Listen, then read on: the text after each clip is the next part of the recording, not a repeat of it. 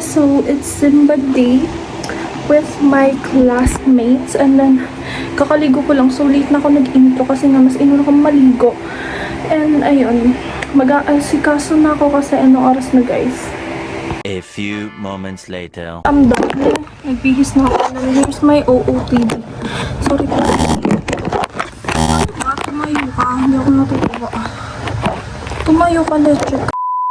Comfortable wearing this.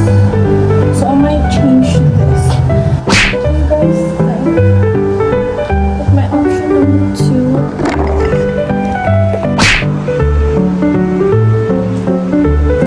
A few moments later. Ended up wearing a hoodie with pants.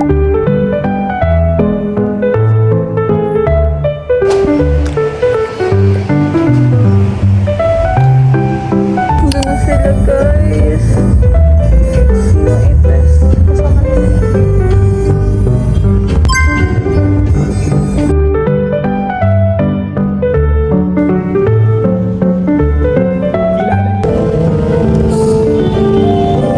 Mag-aalay na sila guys.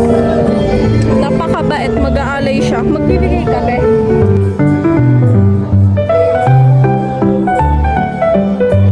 Wala yung kasama namin guys. We have flowers. So ay sorry po, okay lang po. So we're going to the in front of the Jollibee because it's hot. Nawala yung kasama namin. Nawala yung kasama namin guys. A few moments later. Ayun ba? Hindi ko nga alam kung yan. Pero makulay na. It's gray, right? Parang ayun yung kotse namin. Feel ko yan. We're waiting for our father and I think it's that one. I mean my father! Papa ko pala, sorry. Tagal ng tatay ko guys. Naka-okay na kami. Ayun na nga. A few moments later. Lol.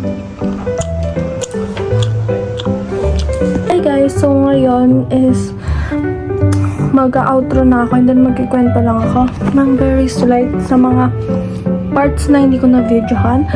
So kanina, nung nandun na yung father ko, sumakay kami ng kotse and then, pagka pa ako sa may bulsa ko, tinawala yung pera, So itong father ko like